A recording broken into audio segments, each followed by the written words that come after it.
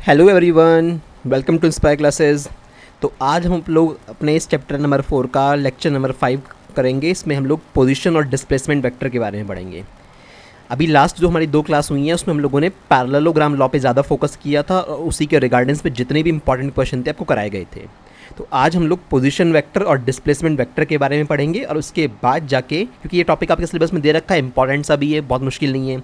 NCERT के अंदर देखोगे वहाँ भी क्वेश्चन दे रखे हैं आपको, है ना। और उसके बाद जाके हम लोग मल्टीप्लिकेशन पे आ जाएंगे कि वेक्टर को कैसे मल्टीप्लाई करते हैं। तो उसके बाद 3 लेक्चर तुम्हारे और आएंगे, उसमें मैं तुम लोगों को दोनों टाइप की मल्टीप्लिकेशन पढ़ा दूंगा, स्केलर प्रोडक्ट भी और वेक्टर प्रोडक्ट भी, है ना। सारी स्टोरी डी एंड कर देंगे नेक्स्ट 3 लेक्चर के अंदर। ठीक है बच्चों, चलो तो वेक्टर खत्म हो जाएगा, टोटल 8 लेक्चर हो जाएंगे आपके। अब उससे पहले कुछ क्वेश्चन कर लेते हैं इंपॉर्टेंट से।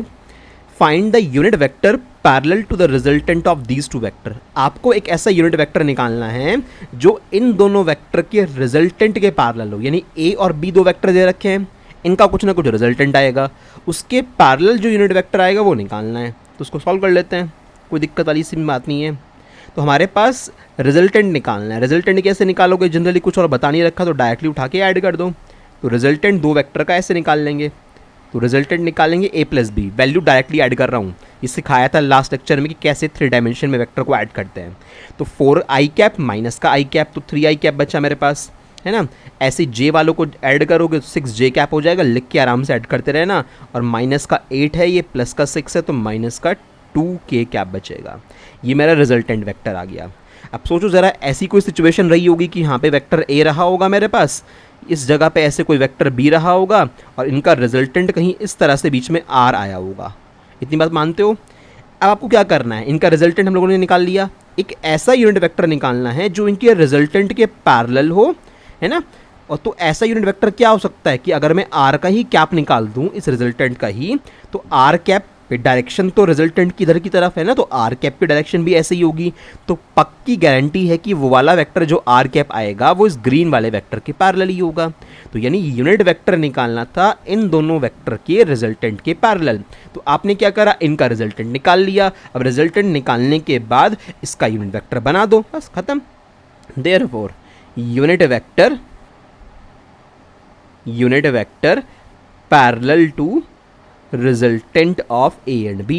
ठीक है, parallel to resultant of A and B. तो ए और बी वेक्टर के रिजल्टेंट के पैरेलल यूनिट वेक्टर निकालना है। बड़ा आसान सा हो गया। तो आर का कैप निकालना है। आर कैप कैसे निकालेंगे, किसी भी वेक्टर का यूनिट वेक्टर निकालने के लिए उस वेक्टर को उसी के मैग्नीट्यूड से डिवाइड कर देते हैं। ये आपको बहुत अच्छे से समझा दिया था। वो वेक्टर है क्या जो आपका रिजल्टेंट निकल के आया है, वो है 3i cap plus 6j cap minus का 2k कैप। ठीक है भाई, ये वेक्टर, इसको इसी के मैग्नीट्यूड से डिवाइड कर दो। अब मैग्नीट्यूड से अगर डिवाइड कर दूंगा, यहाँ पे क्या आएगा, 3 का स्क्वायर प्लस 6 का स्क्वायर प्लस माइनस 2 का स्क्वायर, है ना, ऐसे आएगा। सॉल्व करेंगे तो नीचे का मैग्नीट्यूड सॉल्व कर लो ज़रा रफली। 6 का स्क्वायर 36 होता है, 36 और 9 कितना हो गया, 45 हो गया। 45 और 4 कितना होता है, 49 होता है। 49 का स्क्वायर रूट कितना आएगा, 7 आएगा, यानी 1/7 हमारे पास आ गया।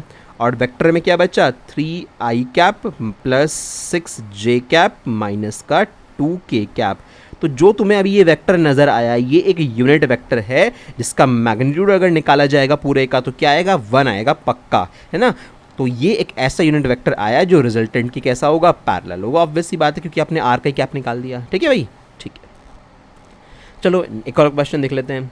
द 3 वेक्टर, ये 3 वेक्टर हम लोगों को दे रखे हैं। पूछा है तुमसे ये 3 वेक्टर क्या बनाएंगे इनमें से, कि वो इक्विलेटरल ट्रायंगल बनाएंगे, आइसोस्केलिस ट्रायंगल बनाएंगे, राइट एंगल ट्रायंगल बनाएंगे, कोई भी ट्रायंगल नहीं बनाएंगे। तो सबसे पहला काम क्या होगा, आपको इन वेक्टर से लेंथ बनानी पड़ेगी ना साइड्स की। भाई आपके पास वेक्टर ए है तो आपको देखना पड़ेगा कि साइड की लेंथ कितनी है, यानी मुझे तीनों का मैग्नीट्यूड चाहिए, उसके बाद जाके यहाँ पे मैं कुछ कर पाऊंगा। तो यहाँ से मैं ए का मैग्नीट्यूड निकालने की कोशिश करता हूँ। तो ए का मैग्नीट्यूड कैसे निकालूंगा मैं, 3 का स्क्वायर प्लस माइनस 2 का स्क्वायर करो या 2 का करो, कोई फ़र्क नहीं पड़ता क्योंकि स्क्वायर तो वैसे भी गायब ही हो जाएगा माइनस से, प्लस 1 का स्क्वायर। तो 3 3 जा 9, 4 13 और 1 14, तो ये माइनस का 14 यूनिट आया। इसी तरह से बी का मैग्नीट्यूड निकाल लीजिए। बी का मॉड जब निकालोगे तो आपके पास आएगा 1 का स्क्वायर, 3 का स्क्वायर, 5 का स्क्वायर। 5 का स्क्वायर 25, 25 और 9 हमारे पास हो गए 34, 25 और 9 हो गए 34, 34 1 35 आ गया ये। ठीक है। इसके बाद सी का निकाल लो मैग्नीट्यूड, सी का मैग्नीट्यूड निकालेंगे तो भाई यहाँ से 2 का स्क्वायर प्लस 1 का स्क्वायर प्लस 4 का स्क्वायर, 4 का स्क्वायर होता है 16, 16 और 4 हो गया 20, 21, तो ये हो गया 21। ठीक है भाई।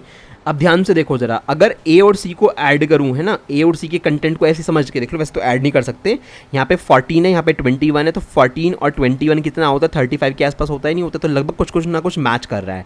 मैग्नीट्यूड में वैसे ऐड नहीं कर सकते, ध्यान रखना, √14 प्लस √21 ऐड करके √35 नहीं होता है, ऐसी बता रहा हूँ। मतलब मैंने तो भी फिलहाल तीनों का मैग्नीट्यूड निकाल लिया। अब हुआ यूँ कि मुझे इन तीनों में से चेक करना है कौन सा ट्रायंगल होगा। अब अगर राइट एंगल ट्रायंगल क्या पता बन रहा, क्योंकि अक्सर ये बन जाता है, तो उसके लिए क्या करोगे, पाइथागोरस फिट बैठनी चाहिए। तो देखो जरा पाइथागोरस फिट बैठ रही है क्या, देखो यहाँ पे अगर इसका स्क्वायर करूँ, इसका स्क्वायर करूँ तो इसके स्क्वायर के इक्वल है, यानी कि अगर मैं ए का स्क्वायर करूँ और सी का स्क्वायर में ऐड कर दूँ तो बी के स्क्वायर के इक्वल आ रहा है। देख लो ज़रा, ए का स्क्वायर कितना है, 14 का स्क्वायर है, सी का स्क्वायर कितना है, सी है 21, √21 का स्क्वायर इज इक्वल टू √35 का स्क्वायर। मैच कर लेते हैं, बात सही हो रही है नहीं हो रही है। तो ये हो गया 14, ये हो गया 21, ये हो गया 35, 4 1 5 2 1 3, 35 इज इक्वल टू 35, मैच कर गया। तो क्या लिख दोगे, since Pythagoras theorem is applicable in this situation that's why that triangle would be a right angle triangle. ठीक है, तो इतनी स्टोरी अब अपने आप लिखोगे। तो ये क्वेश्चन ईजी था, कुछ खास नहीं था इसके अंदर। अगला क्वेश्चन आपके बीच में होमवर्क के लिए मैंने डाल दिया है, at what angle must the two forces x plus y and x minus y. एक फोर्स तो x प्लस वाई दे रखी है, इसको p मान लेना, इसको q मान लेना, इनका रिजल्टेंट भी दे रखा है, इसको r मान लेना। तो आपसे पूछा है कि भैया एंगल कितना होना चाहिए थीटा, तो इन चारों में से कोई एक ऑप्शन आएगा, निकाल लेना। मतलब आपके पास कुछ ऐसा आएगा ना, cos theta is equal to something. तो थीटा जब निकालोगे ना, थीटा इज इक्वल टू, जब cos को उधर पहुंचाते हैं तो cos इनवर्स हो जाता है ऐसे, और वो कहानी ऐसे ब्रैकेट में लिखी जाएगी। cos theta is equal to तो निकालोगे ना लास्ट में, तो यहाँ पे तो cos थीटा में आनी आंसर थीटा पूछा है, तो cos को उठा के उधर डाल दिया, तो cos कैसा हो गया, मैथमेटिकली इनवर्स में पहुंच गया। That is called angle theta is equal to cos inverse, और जो भी मैच कर रहा होगा चारों में से वो देख लेना। ठीक है, चलिए अब अपने टॉपिक पे आते हैं। What is position and displacement vector, है ना, ये बड़े इंपॉर्टेंट है दोनों के दोनों, इनको एक एक करके पढ़ते हैं। देखो पोजीशन वेक्टर के बारे में बात करूं, अगर 3 डायमेंशनल स्पेस में तुम ध्यान से देखो, यहाँ पे हमारे पास एक पॉइंट P है जिसके कोऑर्डिनेट्स हैं x, y और z। तो मुझे अगर इस पॉइंट तक पहुंचना है ऑरिजिन से स्टार्ट करके, तो मैं क्या करूंगा, कई सारे ऑप्शन है वैसे मेरे पास, फिर भी मैं सीक्वेंशियल ऑर्डर में चलता हूं कि पहले x एक्सिस पे चलूंगा, फिर y पे और फिर z पे। तो x एक्सिस पे मैं चला x यूनिट, ऐसे चला, फिर y एक्सिस के अलॉन्ग चला, देखो y एक्सिस ऐसे है ना, तो पहले मैं x के अलॉन्ग चला ऐसे, फिर y एक्सिस के पैरेलल चला y यूनिट, फिर ऊपर की तरफ z के पैरेलल चला मैं z यूनिट, तो मैं पहुंच गया इस पॉइंट पे। तो स्पेस में किसी भी पर्टिकुलर पॉइंट का जो कोऑर्डिनेट होता है, इस कोऑर्डिनेट को अगर मैं ओरिजिन के रेस्पेक्ट में एक वेक्टर बना के शो करूं, देखो ओरिजिन से मैंने एक तार डाल दिया ना इसके ऊपर, ओरिजिन से मैंने एक रेड ग्रीन कलर का एक वेक्टर डाल रखा है यहाँ पे, जिसको मैंने वेक्टर आरपी बोला है। तो ये आरपी क्या है, पोजीशन वेक्टर है, P stand for P point का पोजीशन वेक्टर है। कैसे लिखेंगे इस चीज़ को, इसके साथ आई कैप लगा दो, दूसरे वाले के साथ जे कैप लगा दो, इसके साथ के कैप लगा दो। मतलब बहुत सिंपल है, किसी ने ये बोला ना PQR एक पॉइंट है, एक पॉइंट है A नाम से PQR, इसका पोजीशन वेक्टर लिखना है, तो मैं क्या करूँगा, ओरिजिन के रिस्पेक्ट में OA नाम रखना चाहो OA नाम रख दो, आपको R1 नाम रखना है R1 रख दो, इससे क्या फ़र्क पड़ता है।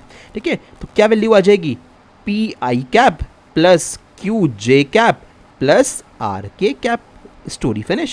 ठीक है बच्चों, तो कितना आसान सा, कुछ भी नहीं करना है इसके अंदर। तो कोई भी पर्टिकुलर पॉइंट अगर स्पेस में 3 डायमेंशनल स्पेस में प्रेजेंट है मेरे पास, चाहे 2 डायमेंशनल स्पेस में हो, कई बार जरूरत होगी ना कि तीनों पॉइंट होंगे, क्या पता कोई सा पॉइंट 0 हो, तो वो नहीं आएगा इसके अंदर। भाई अगर R की जगह कुछ ना होता, ये 0 होता है यहाँ पे, तो इस 0 के कैप लिख देता। तो किसी भी पॉइंट को ओरिजिन के रेस्पेक्ट में जब उसका वेक्टर बना के शो किया जाता है, तो उसको उसे उसका पोजीशन वेक्टर बोलते हैं। आप उसकी पोजीशन बता रहे हो कि वो कहाँ पे प्रेजेंट है। देखो यहाँ भी दिखा रखा है आपको, यहाँ नॉर्मल बनाने के बाद, क्योंकि बनाओगे तो आप इसको ही, तो ये पॉइंट P था, तो पॉइंट P का पोजीशन वेक्टर कोऑर्डिनेट एक्सिस के रिस्पेक्ट में, यानी ओरिजिन के रिस्पेक्ट में कैसे शो करोगे, ओरिजिन के कोऑर्डिनेट तो 0 0 0 होते हैं, तो इसका मतलब सिंपल सी बात ये है कि इस ओरिजिन के रिस्पेक्ट में किसी भी पॉइंट का पोजीशन वेक्टर हम लोग कैसे शो कर सकते हैं, इसके साथ आई कैप, इसके साथ जे कैप, इसके साथ के कैप लगा के बन गया एक वेक्टर, तैयार हो गया, है ना। ऐसे ही कहीं पर सपोज करो कि ऐसा पॉइंट है कि पॉइंट P है, पॉइंट P के कोऑर्डिनेट है -1, है ना, 2 5 इस तरह से, और एक पॉइंट Q है, उसके कोऑर्डिनेट हैं 3 -2 और 0, ऐसे कोऑर्डिनेट हैं। मेरे को पोजीशन वेक्टर बनाने हैं दोनों के, तो मैं कैसे बनाऊंगा, अप्लाई करना आना चाहिए ना बात को। तो OP, भाई ओरिजिन से तो लोगे ना, तो OP लिख लिया, R1 R2 लिखना तुम्हारी मर्जी है वो, ऐसे। तो माइनस का आई कैप प्लस का 2j कैप और प्लस का 5k कैप। मैथ्स में भी 12th क्लास में बच्चों ये बहुत ज़्यादा काम आएंगे, पूरी वेक्टर की कहानी है मैथ्स में तो बहुत डिटेल में। ठीक है, ये हो गया। अब ऐसे इसके पोजीशन वेक्टर बनाना है तो O Q vector O Q, इसको आप R2 लिखना चाहो R2 लिख लो। तो 3i कैप माइनस का 2j cap plus 0k cap, उसको क्या करोगे लिख के, बाद में तो कुछ है ही नहीं ना, तो ये बन गया मेरे पास। तो कितना आसान सा होता है पोजीशन वेक्टर, कुछ भी नहीं करना इनमें। नेक्स्ट में डिस्प्लेसमेंट वेक्टर, अभी थोड़ा सा एडवांस वर्जन हो गया पोजीशन वेक्टर का। मान लो कि दो पॉइंट है, एक का नाम P1 है, एक का नाम P2 है। इसके कोऑर्डिनेट्स हैं x1 y1 z1, इसके कोऑर्डिनेट x2 y2 z2। तो ये R1 P1 का पोजीशन वेक्टर है, R2 P2 का पोजीशन वेक्टर है, क्योंकि ओरिजिन के रेस्पेक्ट में लिया है। तो कैसे लिखोगे, अगर R1 वेक्टर बनाना पड़ जाए तो कैसे बनाओगे बच्चों, x1 i cap y1 j cap, ऐसे तो बनाओगे, देखते ना, आपको पूरा तरीका समझा चुका हूँ, प्लस z1 k कैप, ऐसे बनाएंगे हम लोग R1। और R2 कैसे बनाएंगे, R2 वाला वेक्टर बनाएंगे R2 is equal to x2 i cap y2 j cap और z2 k कैप। क्या बना सकते हो, ये दोनों के दोनों मैंने क्या बनाए, ये दोनों मेरे पोजीशन वेक्टर्स हैं सर, ये these two are the position vectors. क्योंकि ये क्यों पोजीशन वेक्टर बोल रहे हैं, because they are telling me the positions of P1 and P2 in the 3D space, that's it. तो ये पोजीशन वेक्टर हुए। अब डिस्प्लेसमेंट वेक्टर का मतलब क्या है, सपोज एक पार्टिकल तुम्हारा यहाँ पड़ा हुआ था इस पॉइंट पे, इस लोकेशन पे, उसको तुमने फोर्स लगा के धक्का देके उसको यहाँ से यहाँ पहुँचा दिया। तो पहले बेचारा यहाँ पे पड़ा हुआ था, अभी थोड़ी देर के बाद यहाँ पे आ गया, तो डिस्प्लेसमेंट यही हुआ ना उसमें, यहाँ से P1 से लेके P2 तक का। तो ये जो डिस्प्लेसमेंट हुआ है, इसी वेक्टर को अगर फॉर्मेट में रिप्रेजेंट करूँ तो इसको क्या बोलूँगा, डिस्प्लेसमेंट वेक्टर बोलूँगा। अब देखो डी वाला जो वेक्टर है, इसका एरो किधर की तरफ जा रहा है, इसका एरो जो है ये R2 वाली साइड पे जा रहा है। आपको सब्ट्रैक्शन के शॉर्टकट रूल भी पढ़ाया था एक, कि आप एरो देख लो किसकी तरफ जा रहा है, एरो R2 की तरफ जा रहा है, तो R2 में से R1 माइनस करना है। तो वेक्टर डी निकालने के लिए क्या करा, R2 में से R1 माइनस करा। ये समझ में आ रही है ना बात, भाई अच्छे से बताया था, मुझे बहुत बढ़िया से याद है ये चीज़, कि हम लोगों को इस तरह से दो वेक्टर थे अगर मेरे पास, कि सर ये वेक्टर ए है मेरे पास, ये वेक्टर मेरे पास बी है, तो अगर रिजल्टेंट को मैंने ऐसे लगा दिया, रिजल्टेंट पे एरो ऐसे लगा दिया, तो ये रिजल्टेंट किसको शो करेगा, बी की तरफ जा रहा है, तो ये बी माइनस ए होगा। अगर मैंने इसका एरो उल्टा लगा दिया नीचे की तरफ, तो उस सिचुएशन में ये a माइनस बी होगा। तो देखो एरो किसकी तरफ जा रहा है, R2 की तरफ जा रहा है, तो R2 में से R1 माइनस करेंगे। अब देखो R2 में से R1 माइनस करोगे तो ये तो आएगा x2 minus x1 i cap, y2 minus y1 j cap, बिल्कुल यही है, z2 minus z1 k cap, बिल्कुल मैच कर रहा है नहीं कर रहा है। तो इस तरह से हम लोग जब स्पेस में दो पॉइंट्स प्रेजेंट होंगे मेरे पास, कि मुझे इस जगह से इस जगह पे जाना है, तो उसके लिए मुझे क्या पता होना चाहिए, उन दोनों पॉइंट के पोजीशन वेक्टर्स पता होने चाहिए। बस उस डिस्प्लेसमेंट वेक्टर को निकालने के लिए उन्हीं पोजीशन वेक्टर्स को आपस में सब्ट्रैक्ट करना होता है। कभी R1 में से R2 को कर लेंगे, कभी R2 में से R1 को कर लेंगे, उससे कोई फर्क नहीं पड़ता, बस डायरेक्शन का तो फर्क है कि अगर आपने R1 में से R2 को कर लिया तो ये एरो ऊपर की तरफ लग जाएगा। ठीक है बच्चों, चलिए अब इसकी एप्लीकेशन कैसे होते हैं, तो हमने टॉपिक्स पढ़ ली, ये सारी स्लाइड आप प्रॉपर्ली नोट करोगे। क्वेश्चन ऐसे एप्लीकेशन पे आएगा, in a cartesian coordinate system the coordinates of 2 points P and Q are this one and this one respectively. Find PQ and its magnitude. बना लेते हैं 3D में सिस्टम, हम लोगों को सारी चीज़ बनानी आती है। तो हम लोगों ने 3 डायमेंशन में एक सेटअप बनाया, एक्स इसका y एक्सिस भी होगा, हमें कुछ करना नहीं है फिलहाल इससे। तो हमारे पास x है, y है और z है, 3 एक्सिस होंगे, तीसरा मैं बना नहीं रहा, इस तरह से बनाना चाहोगे आपकी मर्जी, आप बनाना चाहो बना लेना। ठीक है भाई, हमारे पास 2 पॉइंट लोकेशन है, स्पेस में प्रेजेंट है, एक का नाम है पॉइंट P, उस पॉइंट P के कोऑर्डिनेट्स क्या हैं 2 4 4। ठीक है, एक पॉइंट Q है कहीं पे, ये पॉइंट Q है, इसके कोऑर्डिनेट्स क्या हैं -2 -3 और 7। ठीक है, पोजीशन वेक्टर बना लेंगे इनको, कोई दिक्कत वाली बात तो नहीं है। तो पोजीशन वेक्टर कैसे बनाओगे, इसको यहाँ से अपने मैच करा दिया, तो ये सपोज करो कि हमारा R2 वेक्टर बन गया, इसको अपने यहाँ से मैच करा दिया, तो ये मेरा R1 पोजीशन वेक्टर बन गया। कोई दिक्कत वाली बात तो नहीं है, क्या लिख लोगे इन दोनों पोजीशन वेक्टर को। तो अब सॉल्यूशन पे जा रहा हूँ भाई सीधे सीधे, तो अब इन दोनों पोजीशन वेक्टर की वैल्यू में लिख लेता हूँ। तो मेरे पास R1 पोजीशन वेक्टर क्या है, R1 is equal to 2i cap, देखते रहे ना, इसके अकॉर्डिंग लिख रहा हूँ 2i cap plus 4j cap plus 4k cap. कोई दिक्कत यहाँ तक। ऐसे ही R2 को लिख लो, R2 Q के हिसाब से लिखा जाएगा, इसके अकॉर्डिंग देख के लिखना। तो माइनस का 2i कैप माइनस का 3j कैप प्लस का 7k कैप।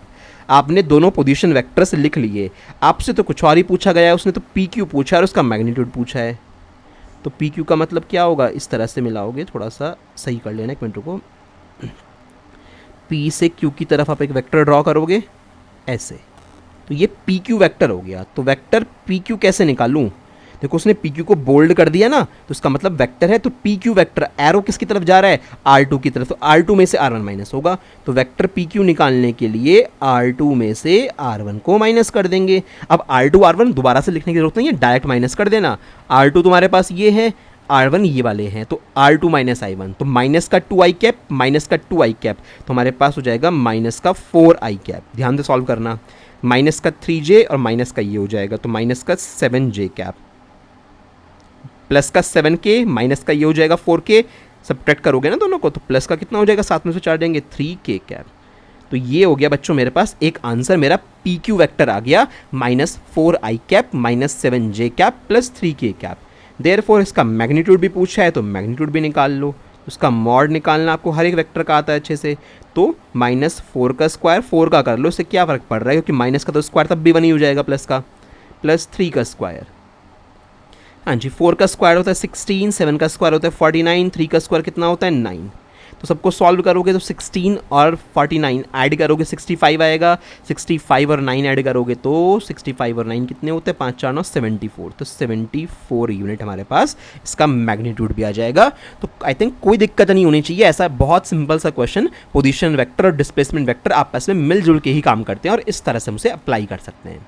ठीक है, एक और क्वेश्चन थोड़ा सा एडवांस लेवल का। यहाँ पे ये क्वेश्चन थोड़ा इंपॉर्टेंट है एडवांस लेवल का, क्योंकि इसमें डॉट प्रोडक्ट का यूज़ होगा वेक्टर की। अभी फिलहाल डायरेक्ट करा दूंगा कि जब डॉट प्रोडक्ट पढ़ाऊंगा तो डॉट प्रोडक्ट को उसको आगे समझवा दूंगा कि किस तरह से हम लोग उसको यूज़ करते हैं। तो अभी डिटेलिंग नहीं बता रहा, अभी तो डायरेक्ट जहाँ पे आएगा उसको डायरेक्ट लगा दूंगा। तो यहाँ पे हुआ क्या है, a particle moves from the position R1 to a position R2। एक R1 वाली लोकेशन से एक पार्टिकल को R2 वाली लोकेशन पहुंचा दिया गया under the action of a force of इतने न्यूटन, इतना न्यूटन का फोर्स लगा के। तो आपसे पूछा गया है कि वर्क डन निकालिए आप इस सिचुएशन में। तो क्या करें भाई, देखो ऐसे हमारे पास कोई 3 डायमेंशनल सिस्टम होगा मेरे पास पूरा का पूरा XY, और ऐसे मेरे पास Z एक्सिस होगी। तो यहाँ पे मेरे पास 2 पोजीशन वेक्टर की चर्चा हुई है। एक R1 पोजीशन वेक्टर है, किसी पॉइंट का होगा, R1 के कोऑर्डिनेट्स क्या हैं इसके अकॉर्डिंग है। तो पॉइंट बना लोगे ना, क्या क्या होंगे, 2 3 और -4। यहाँ पे कोई पॉइंट रहा होगा, मान लो पॉइंट P है। एक दूसरी जगह पे इसको खिसकाया गया जिसका पॉइंट Q कैसे बनाओगे, इसको देख के बना लो, 4 2 और 2 तो 4 2 और 2 ये बन गया मेरे पास। तो आपने करा क्या है, आपने पॉइंट P से पॉइंट Q की तरफ किसी चीज़ को खिसकाया है फोर्स लगाने के बाद। ठीक है भाई, ये वाला वेक्टर क्या था, ये वाला वेक्टर हमारा R2 था, हमें सारी बातें हमें पता हैं। तो हमसे उसने क्या बोला है, हमसे उसने बोला है कि P से Q की तरफ खिसका दिया उसे फोर्स लगा के। फोर्स कितना लगाया, इतना लगाया। तो अब वर्क डन निकालो। वर्क डन क्या होता है, फोर्स इनटू डिस्प्लेसमेंट। मतलब सर तुम्हें ये डिस्प्लेसमेंट वेक्टर निकालना पड़ेगा, मतलब ये PQ वाला वेक्टर निकालना पड़ेगा, तब जाके तुम वर्क निकाल पाओगे। तो वेक्टर D निकालूंगा, जिसको मैं वेक्टर PQ बोल रहा हूँ, डिस्प्लेसमेंट वेक्टर। कैसे निकालूंगा, साफ साफ समझ में आ रहा है, R2 में से R1 को माइनस करना पड़ेगा। कर लो भाई, R2 में से R1 माइनस R2 तुम्हारे सामने ये रहा, R1 तुम्हारे सामने ये रहा। तो 4 में से 2 जाएंगे, 2i कैप बचेगा, है ना। फिर 2 में से 3j जाएंगे तो माइनस का j कैप बचेगा। R2 में से R1 माइनस करना है। फिर 2k कैप है यहाँ पे, और यहाँ पे माइनस का 4k कैप है। तो क्या बचेगा, 2 माइनस माइनस प्लस हो जाएगा, तो 6k कैप हो जाएगा। ये मेरा डिस्प्लेसमेंट वेक्टर आ गया। एंड फोर्स वाला वेक्टर कितना था मेरे पास, भाई फोर्स वाला वेक्टर लिखा हुआ है, क्वेश्चन को ध्यान से देख लेना, 2i cap plus 3j cap plus 4k cap. ये मेरा फोर्स वाला वेक्टर था। अब बात ये आती है कि फोर्स वाला वेक्टर पता लग गया, डिस्प्लेसमेंट वाला वेक्टर पता लग गया, तो अब वर्क डन कैसे निकालेंगे। यही नई चीज़ है जिसमें मैंने तुम्हें बोला था कि डॉट प्रोडक्ट काम आएगा। तो वर्क डन के लिए यहाँ पे एक फॉर्मूला होता है कि वेक्टर F की डॉट प्रोडक्ट कर दो डिस्प्लेसमेंट वेक्टर से। डॉट प्रोडक्ट कैसे करते हैं अभी डायरेक्ट करा देता हूँ, अभी फिलहाल कोई चर्चा नहीं करूँगा इस बात पर। बाद में डिटेल में समझ लेंगे कि ये सारी कहानी क्यों आई है जब नेक्स्ट लेक्चर हमारा आएगा, तो तब तुम्हें डॉट प्रोडक्ट निकालनी आ चुकी होगी। फिलहाल ये एक वेक्टर ये लिख दिया F वाला, डॉट लगाई। दूसरा वेक्टर डिस्प्लेसमेंट का है तो 2i कैप माइनस का j कैप प्लस का 6k कैप ये लिख दिया। कैसे करते हैं डॉट, बड़ा आसान सा है। i कैप और i कैप के कॉफिशिएंट्स की मल्टीप्लाई कर लो, i वालों की मल्टीप्लाई, तो 2 2 जा कितना होता है 4 होता है, प्लस लगाया। फिर j वालों की मल्टीप्लाई, प्लस का 3 और माइनस का 1, तो माइनस का 3 हो जाएगा, कोई दिक्कत नहीं है। फिर प्लस लगाया, के कैप वालों की मल्टीप्लाई, यहाँ पे प्लस का 4 है, यहाँ पे प्लस का 6 है, 6 4 जा 24, 24 आया है ना, प्लस माइनस का ध्यान रखेंगे। तो यहाँ से 24 और 4 28 हो गया, 28 में से 3 जाएंगे, कितना बचेगा 25 बचेगा। तो यहाँ पे आया 25 जूल वर्क डन। ठीक है बच्चों, तो इस तरह से हम लोग वर्क डन वाले क्वेश्चन यानी वेक्टर का जो एप्लीकेशन बेस्ड है उसको भी आराम से सॉल्व कर सकते हैं। तो ये वर्क डन निकालने के लिए तुम्हें यहाँ पे डिस्प्लेसमेंट वेक्टर की ज़रूरत महसूस हुई ना। डिस्प्लेसमेंट वेक्टर कैसे निकाल पाए, जब आपने पोजीशन वेक्टर भी पढ़ रखा था और डिस्प्लेसमेंट वेक्टर के बारे में भी पढ़ रखा था, तो तुम आराम से इस चीज़ को सॉल्व कर पाए। बस ये हल्की सी नई चीज़ है कि हाँ डॉट प्रोडक्ट के लिए आई कैप वालों के कॉफिशिएंट की मल्टीप्लाई कर देते हैं, जे कैप वाले कॉफिशिएंट्स की मल्टीप्लाई कर देते हैं और के कैप के कॉफिशिएंट्स की मल्टीप्लाई कर देते हैं और आपस में उनको ऐड कर देते हैं। तो इस तरह से डॉट प्रोडक्ट परफॉर्म होती है। डिटेल में इसके बारे में बाद में जाएंगे। तो ये इंपॉर्टेंट क्वेश्चन था, मैंने आपको करा दिया पोजीशन और डिस्प्लेसमेंट वेक्टर के ऊपर बेस्ड। ठीक है, अब आपके एनसीईआरटी के कुछ क्वेश्चन आ जाते हैं। ये आपके एनसीईआरटी का एग्जाम्पल 4.4 है। देखो पोजीशन वेक्टर दे रखा है 3t आई कैप 2.0 मतलब 2t square j cap 5k cap है ना। तो टाइम के रेस्पेक्ट में आपका पोजीशन वेक्टर दे रखा है। आपसे क्या पूछा है फर्स्ट पार्ट में, find velocity and acceleration of the particle. तो आपको एक्सप्रेशन निकालना है वेलोसिटी का और एक्सेलरेशन का। उसके बाद क्या करना है बी पार्ट में, find the magnitude and direction of velocity at this time. भाई ये इस टाइम पे वेलोसिटी तभी तो निकाल पाओगे जब तुम्हें वेलोसिटी का एक्सप्रेशन पता होगा। तो सबसे पहले ए वाला पार्ट सॉल्व करते हैं। तो बहुत आसान सा है। देखो सॉल्यूशन क्या कैसे करेंगे, हम लोगों को अच्छे से पता है कि ए पार्ट सॉल्व करने जा रहे हैं। सबसे पहले फॉर वी ऑफ टी हमें वेलोसिटी निकालनी है। Velocity is a function of time, time के रिस्पेक्ट में। ठीक है, वी ऑफ टी का मतलब वी ओ टी की मल्टीप्लाई नहीं हो रही है। इसका मतलब वेलोसिटी वाला जो एक्सप्रेशन आएगा ना वो टाइम के टर्म्स में आएगा, दैट्स इट। तो इसको उठाओ पहले आर वाले को। तो आर वाला एक्सप्रेशन मेरे को दे रखा है, r is equal to 3 point कुछ नहीं लगाऊंगा 3t। ठीक है, 3t ब्रैकेट में लिखूंगा आराम से, आई कैप प्रॉपर वे में रिप्रेजेंट करो, कहीं भागना नहीं है, कुछ नहीं हो रहा है। 2t square j cap. ठीक है, डिफरेंशिएशन सब पढ़ा चुका हूँ, वही यहाँ पे अब काम आएगा 5k कैप। अब ये आपके पास पोजीशन वेक्टर है, मतलब आपके पास एक तरह का डिस्प्लेसमेंट है, ये डिस्टेंस दे रखी है। तो अगर इसे डिफरेंशिएट कर दूँ टाइम के रेस्पेक्ट में यानी dr/dt बन जाए तो वो वेलोसिटी बन जाएगी। तो बस इसी को क्या कर दो, इसी को आप डिफरेंशिएट कर दीजिए। क्या लिखोगे, differentiate with respect to what, time. Time के रेस्पेक्ट में डिफरेंशिएट कर दो, आपको आपका रिक्वायर्ड एक्सप्रेशन मिल जाएगा। तो यहाँ पे क्या बनेगा, dr/dt is equal to 3t। अब देखो t का कितना हो गया, 1 हो गया, और 3 और आई कैप तो कांस्टेंट वैल्यू तो बाहर निकल के आ जाएंगी। तो 3 आई कैप बचा मेरे पास बस, और t का कितना हो गया, 1 हो गया, तो 3 आई कैप बचा। ठीक है, आगे देखो 2t स्क्वायर, ये 2 उतर के नीचे आएगा तो 2 जब 4t हो जाएगा 2t स्क्वायर का। तो 2t स्क्वायर का हो गया 4t, और साथ में क्या चल रहा है, जे कैप। ठीक है भाई, और ये प्योर कांस्टेंट है भाई, यहाँ पे टाइम नाम की कोई टर्म दिखाई दे रही है ना, तो ये पूरा का पूरा एक कांस्टेंट है। तो उसका डिफरेंशिएशन कितना हो जाएगा, 0। तो इसका मतलब dr/dt जिसको मैं v ऑफ t लिखूंगा उसका एक्सप्रेशन ये आया मेरे पास। ठीक है, निकाल के दिखा देता हूँ, मतलब आगे लिख के। तो मैंने इसको क्या लिख लिया, v ऑफ t लिख लिया इज इक्वल टू, एक तो आया 3 आई कैप, प्लस में क्या आया, प्लस में आया 4t जे कैप। ठीक है भाई, इतना हमारे पास एक आंसर हमारा क्लियर हो गया। अब हमें एक्सेलरेशन निकालना है। इसी कहानी को थोड़ा सा आगे बढ़ाते हैं। For acceleration A of T है ना, इसे निकालना है। इसके लिए क्या करूंगा, ये वेलोसिटी का एक्सप्रेशन उठाऊंगा, इस वेलोसिटी के एक्सप्रेशन को ही मैं टाइम के रेस्पेक्ट में डिफरेंशिएट कर दूंगा। इसको ऐसे लिखना, ये टी बार बार मत लिखना कभी आपको कंफ्यूजन हो। तो v इज इक्वल टू क्या आएगा, 3 आई कैप आया हुआ है प्लस 4t जे कैप आया हुआ है। ठीक है, इसको फिर से डिफरेंशिएट कर दो तो एक्सेलरेशन मिल जाएगा। तो differentiate with respect to time. ठीक है, टाइम के रेस्पेक्ट में इसको डिफरेंशिएट करो, what you will get, we get dv/dt is equal to, भाई ये तो कांस्टेंट टर्म है 0 हो जाएगा, प्लस 4t में से t का 1 हो जाएगा तो 4j कैप बचेगा बस। तो यानी एक्सेलरेशन a ऑफ t का एक्सप्रेशन क्या आ गया, 4j कैप, यानी कांस्टेंट एक्सेलरेशन आया। अब देखो ना टाइम तो आ ही नहीं रहा, अगर इसका मैग्नीट्यूड निकालोगे तो 4 ही तो आएगा भाई, जे कैप के पास अकेला 4 रखा हुआ है, तो 4 मीटर पर सेकेंड स्क्वायर का एक्सेलरेशन है अगर मैग्नीट्यूड भी पूछता तो। और यहाँ पे मैग्नीट्यूड पूछता तो कैसे निकालते, इस केस में तो निकाल ही नहीं सकते थे, क्यों, क्योंकि मैग्नीट्यूड टाइम के टर्म्स में आता। तो इसका मतलब वेलोसिटी तो वेरिएबल है, अलग अलग टी की वैल्यू भरोगे अलग अलग आंसर आएंगे, जबकि एक्सेलरेशन यूनिफॉर्म हो गया, आप टी की कुछ भी वैल्यू भर लो, भाई टी तो यहाँ पे है ही नहीं, तो आंसर तो 4 ही आएगा हमेशा। ठीक है, तो थोड़ी सी बात मैंने तुम्हें एक्स्ट्रा समझाने के लिए बता दी कि इन एक्सप्रेशन को कैसे रीड कर सकते हो। ठीक है बच्चों, अब हमारा ए पार्ट हो गया, VT 80 ने निकाल दिए, खत्म कहानी। चलिए जी, अब इसके बाद बात आती है हमारे पास क्या, find the magnitude and direction of VT at t equal to 1 second. 1 second पे इसकी कहानी को आगे बढ़ाएंगे, तो नेक्स्ट पेज पे लेके चलते हैं। तो बी पार्ट, अब हमारे पास V ऑफ t क्या है सर, V ऑफ t है 3i cap plus 4tj cap, इतना बचा है, चेक कर लो एक बार, 3i cap plus 4tj cap. हाँ, टाइम इंटरवल की बात हो रही है at t equal to 1 second, तो they are asking about at t equal to 1 second.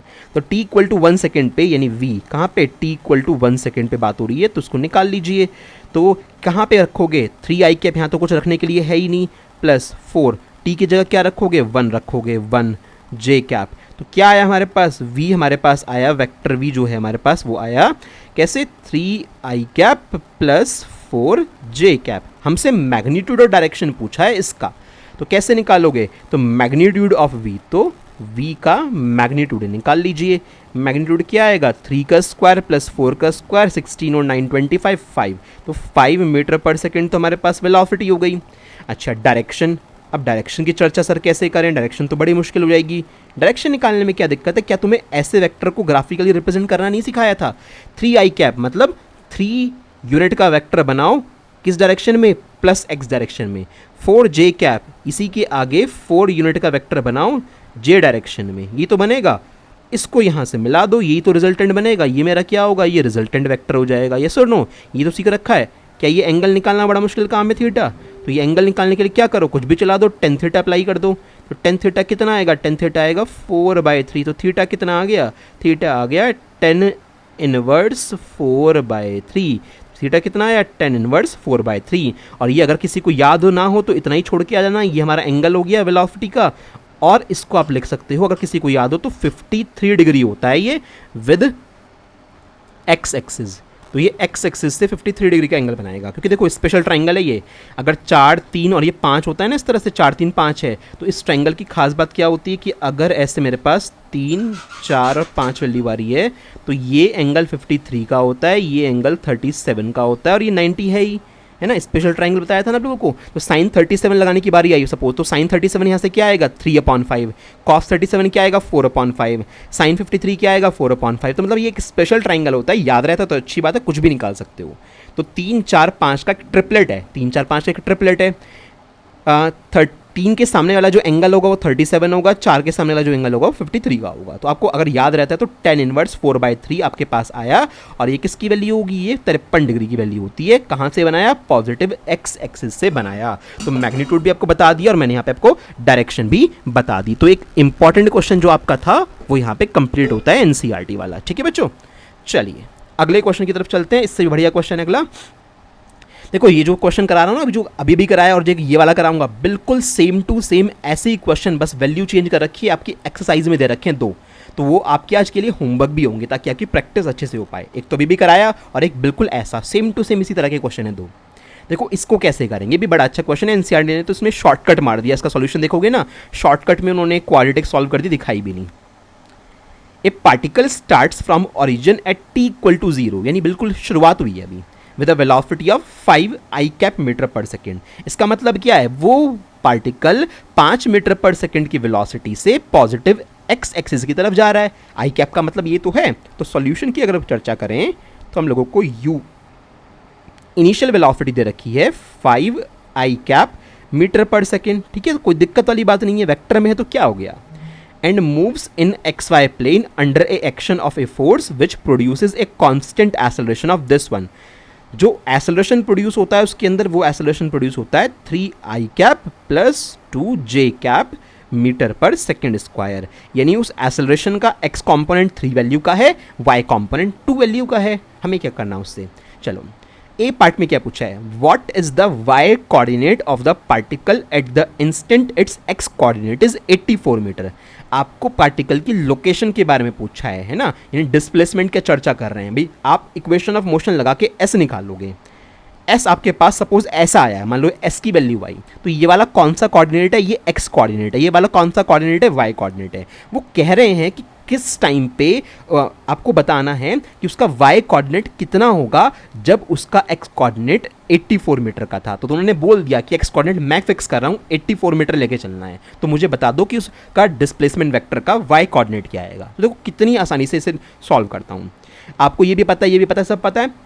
Equation of motion लगाना स्टार्ट करो, तो सेकंड इक्वेशन ऑफ मोशन लगाता हूँ क्योंकि वहीं पे सब बात आ सकती है, क्योंकि मुझे फाइनल वेलोसिटी तो पता ही नहीं, तो मैं फर्स्ट और थर्ड तो लगा ही नहीं सकता। तो second equation of motion s is equals to u t plus half a t square. ठीक है, सो सिंपल। इसी को सॉल्व करके इसी को अप्लाई करना शुरू करते हैं। तो सर एस को तो हम ढूंढ ही रहे हैं, s is equals to u, u की वैल्यू 5 आई कैप, टी से मल्टीप्लाई है तो 5 टी आई कैप। ठीक है, एस लिख लिया, प्लस प्लस हाफ हाफ ए की जगह है 3 आई कैप प्लस 2 जे कैप, कोई चर्चा दिक्कत वाली बात नहीं है, इनटू में टी स्क्वायर है। ठीक है भाई, वैल्यू भरी है, बस मैंने कुछ नहीं करा।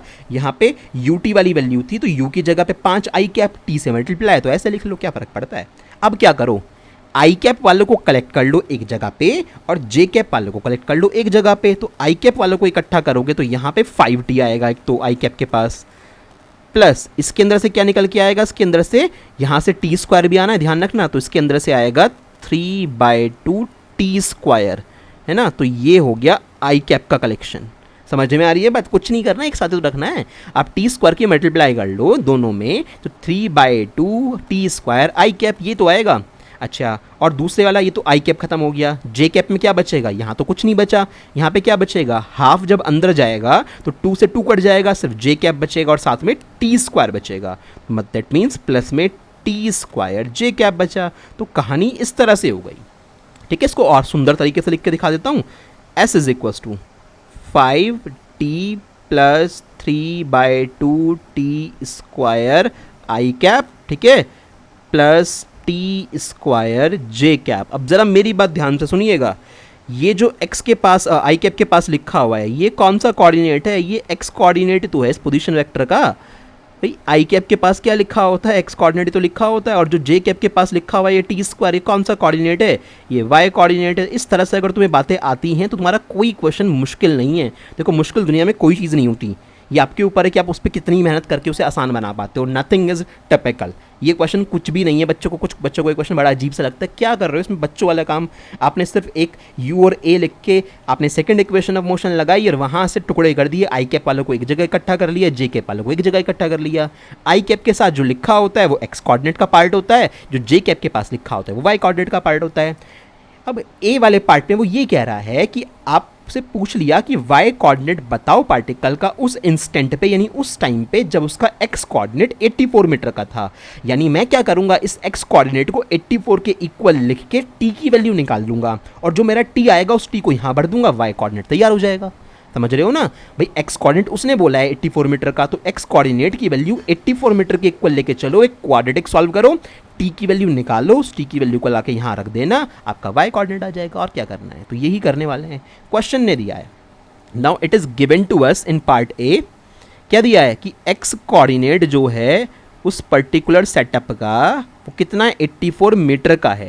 यानी डिस्प्लेसमेंट का कोऑर्डिनेट दे रखा है ना, मीटर से पहचान होगी भाई, बाई चांस वो दे रखा होता कि 84 मीटर पर सेकंड, तो वेलोसिटी का कोऑर्डिनेट दिया हुआ होता, या तो मीटर दे रखा है, यानी डिस्प्लेसमेंट का एक्स कोऑर्डिनेट है, और डिस्प्लेसमेंट का एक्स कोऑर्डिनेट एक्सप्रेशन से कितना आया, 5t प्लस 3/2 टी स्क्वायर। तो मैथ्स है देखो पूरी, 5t plus 3/2 t square. Physics is the application, मतलब फिजिक्स में सिर्फ दो ही चीज़ होती हैं, कॉन्सेप्ट प्लस मैथमेटिक्स। बस आपको कॉन्सेप्ट्स स्ट्रांग होने चाहिए, आपकी चीज़ें अंडरस्टैंडिंग लेवल पे बढ़िया तरीके से समझी भी होनी चाहिए, और आपको उस पर मैथ्स अप्लाई करके सॉल्व करना आना चाहिए। ठीक है जी, तो चीज़ें बहुत आसान हो जाएंगी, फिजिक्स में कुछ भी खास नहीं होता है। तो 2 यहाँ पे लिखा, इस 2 की मल्टीप्लाई यहाँ पे कर दी जस्ट नाउ मैथमेटिक्स से। अब देखो आप क्या कर पा रहे हो यहाँ पे, 3t square is equal to 84। मैं तो एक एक स्टेप फिर भी दिखाने की कोशिश कर रहा हूँ भाई। तो अब इसको क्वाड्रेटिक फॉर्मेट में बनाऊंगा, तो 3t स्क्वायर को पहले लिख दूंगा प्लस 10t को बाद में लिख दूंगा, ये 2 यहाँ पे जाके मल्टीप्लाई होके इधर माइनस में आ जाएगा, तो माइनस में आएगा 80 का डबल कितना होता है 160, 168 आ जाएगा इक्वल टू 0, बन गई क्वाड्रेटिक। अब तुम्हें क्या करना है 168 की 3 से मल्टीप्लाई करो भाई, आप मिड टर्म स्प्लिटिंग मेथड से ये क्वाड्रेटिक इक्वेशन सॉल्व करोगे ना, तो 168 की 3 से मल्टीप्लाई करो, तो 168 3 जा कितना होता है 8 3 जा 24 4 5 504 आएगा आपके पास। तो 504 के ऐसे टुकड़े करने हैं जिनको सब्ट्रैक्ट करने पे 10 आए। अब मेरे को यहाँ पे याद है तो मैं डायरेक्ट लिखता हूँ, आप लोग उसे टुकड़े करके देख लेना। तो 3t² प्लस, क्योंकि मैंने ऑलरेडी सॉल्व किया हुआ है मेरे पास, क्योंकि मैंने इसको पहले कई बार क्वेश्चन को कराया हुआ है, मैं 2-3 साल पहले से पढ़ा रहा हूँ, ऑब्वियसली बात है, तो मुझे ये वैल्यू ऑलरेडी याद हो चुकी है। तो यहाँ पे 10t की जगह क्या आएगा, यहाँ पे कोऑर्डिनेट में टुकड़े जो आते हैं 28 और 18 आएंगे, मतलब 28t माइनस 18t। तो ये जो टुकड़े आए कौन से दो फैक्टर आए 28 और 18, 28 और 18 की मल्टीप्लाई करोगे तो 504 आएगा, सब्ट्रैक्ट करोगे तो 10 आ रहा है। ठीक है बच्चों, तो ये कोऑर्डिनेट मतलब यहाँ पे फैक्टर आते हैं, इसके सॉल्व कर लेते हैं। अब कॉमन लो इन दोनों में से, कुछ कॉमन नहीं आएगा t के अलावा, तो t कॉमन तो आ रहा है, चलो कम से कम 3t प्लस 28 माइनस यहाँ से कॉमन लो कितना 6 कॉमन आ पाएगा, तो 3t प्लस 28 इक्वल टू 0। तो यहाँ पे सॉल्व किया तो 3t प्लस 28 बना और इसके अलावा t माइनस 6 बना इक्वल टू 0।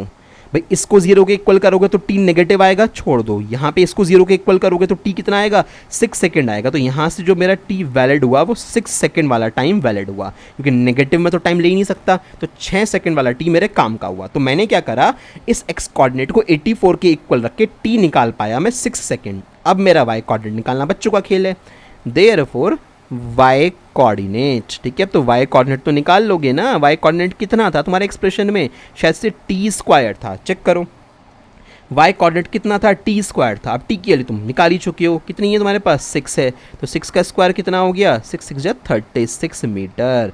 तो कितना हुआ हमारा y कोऑर्डिनेट 36 मीटर हुआ, यानी वो पार्टिकल अगर x डायरेक्शन में 84 मीटर चला तो y डायरेक्शन में 36 मीटर चला। समझ में आ रही है बात इतनी? तो ये थी कहानी पार्ट नंबर ए की, होप बात क्लियर हुई होगी। What is the speed of the particle at this time, यानी t इक्वल टू 6 पे स्पीड भी निकालो। अब सर स्पीड कैसे निकाल दूं, मुझे तो एक्सप्रेशन ही नहीं पता, मैं स्पीड कैसे निकाल दूं? भाई आपको डिस्प्लेसमेंट का एक्सप्रेशन तो पता है, आप इस एक्सप्रेशन का डिफरेंशिएशन कर लो, आपको वेलोसिटी मिल जाएगी। ध्यान रखना वेलोसिटी में आपको किसी भी पर्टिकुलर टाइम पे वेलोसिटी पूछी हो, यहाँ पे एट दिस टाइम का मतलब जो अपने ऊपर निकाला था 6 सेकंड निकाला है, 6 सेकंड पे वेलोसिटी पूछी है, तो वेलोसिटी का तो एक्सप्रेशन ही नहीं पता, तो कैसे निकाल दोगे आप इस चीज़ को? तो आपको क्या करना चाहिए, यहाँ पे बेस्ट ऑप्शन क्या है कि भाई यहाँ पे एट t इक्वल टू 6 पे आपसे वेलोसिटी पूछी है, तो आप उठाओ और इस एक्सप्रेशन को क्या कर दो, डिफरेंशिएट कर दो। जैसे डिफरेंशिएट कर दोगे तो तुम्हारे पास क्या आ जाएगा, वेलोसिटी का एक्सप्रेशन आ जाएगा, और फिर आराम से उस चीज़ को सॉल्व कर पाओगे। ठीक है, ऐसे ना चाहो, अगर ऐसे में कोई दिक्कत हो तो आप क्या कर सकते हो, आप इसके अलावा v is equal to u plus a t भी लगा सकते हो। क्यों? आपको v की वैल्यू, v तो एक्सप्रेशन आपके पास स्पीड का हो गया ना, u की वैल्यू पता है 5i cap metre per second, a की वैल्यू पता है, t की वैल्यू पता है, तो उससे करना चाहो उससे कर लो, उससे भी आपके पास सेम टू सेम आंसर आने वाला है। तो जैसे मन करे वैसे कर लो, मैं चलो उसी से करा देता हूँ आप लोगों को। तो b वाले पार्ट में v is equal to u plus a t, तो v की वैल्यू कितनी है, u कितना है 5i cap metre per second plus a, acceleration कितना आया था, एक्सेलरेशन हमारे पास 3i cap plus 2j cap आया था, तो 3i cap plus 2j cap, ये ज़्यादा इजी पड़ेगा, तो 3i cap plus 2j cap है ना, इनटू में t कितना है, t तो निकाल चुके हो ना 6 सेकंड। ठीक है, चलो भाई, तो v इज इक्वल टू कितना आ गया, तो यहाँ पे 5i कैप प्लस 6 3 जा 6 की मल्टीप्लाई दोनों में करोगे 18i कैप प्लस 6 2 जा 12j कैप, तो दोनों को सॉल्व करा, v is equal to 23i cap plus, ये ज़्यादा आसान पड़ेगा है ना, इसमें कुछ भी नहीं करना। तो आपके पास वेलोसिटी का वेक्टर बनता चला गया, ये वेलोसिटी का अपने वेक्टर निकाल लिया। ठीक है भाई, ये वेलोसिटी वेक्टर हो गया। देयरफॉर मैग्नीट्यूड निकालना है, आराम से निकाल लो मैग्नीट्यूड। अब क्या करना है, 23 का स्क्वायर प्लस 12 का स्क्वायर। ठीक है, 23 का स्क्वायर कितना होता है, 22 का 484 होता है, तो 23 का होता है 529। ठीक है, 529, हाँ 529 ही होता है, 3 9 होता है ना, प्लस 144। थोड़े से स्क्वायर्स आपको याद होने चाहिए। तो 9 और 4 कितना हो गया हमारे पास, 13 का 3 बचा 1। ठीक है, और 4 2 6 और 1 7 और 5 1 6 673 हो गया। तो ये अप्रॉक्सीमेट नियर अबाउट कितना 26 मीटर पर सेकंड के आसपास। क्यों, 676 होता तो उतना ही तो आता, तो ये थोड़ा सा कम है, तो अप्रॉक्सीमेट 26 मीटर पर सेकंड छोड़ सकते हैं, कोई दिक्कत वाली बात नहीं है। तो आप लोगों ने ऐसे निकाल लिया, कोई दिक्कत तो नहीं हुई भाई। आपने वेलोसिटी भी निकाल ली उस टाइम पे, आपने अपना वाई कोऑर्डिनेट भी निकाल लिया। तो आपने इस तरह से इस क्वेश्चन को प्रोसीड किया है। एक बार वीडियो को चाहे दोबारा रिपीट करके देख लेना थोड़ा सा पोर्शन, बट ज़रूरी है कि ये क्वेश्चन इंपॉर्टेंट है, समझ में आपको आना चाहिए कि मैंने कैसे एक्सप्रेशन को फाइंड आउट किया है दोनों के दोनों को। ठीक है भाई। इसके बाद देखो ये सेम टू सेम आपकी एनसीईआरटी में दिए हुए क्वेश्चन है, एक्सरसाइज में 4.20 4.21 बिल्कुल कॉपी पेस्ट है। जो दो क्वेश्चन मैंने अभी भी कराए हैं उसी के जैसे सेम टू सेम दो क्वेश्चन है। आप लोग उसको खुद से अटेम्प्ट करोगे तो आपके ये पुराने वाले जो दो क्वेश्चन है ये भी आराम से रिवाइज हो जाएंगे। ठीक है बच्चों, तो ये कहानी हमारी पोजीशन और डिस्प्लेसमेंट वेक्टर की खत्म होती है यहाँ पे। नेक्स्ट क्लास जब आएगी तो वहाँ पे आपको मैं डॉट प्रोडक्ट के बारे में, यानी वेक्टर्स को कैसे मल्टीप्लाई करते हैं उसके बारे में सिखाऊंगा। ठीक है, चलो तब तक के लिए इतना पूरा कर लेना।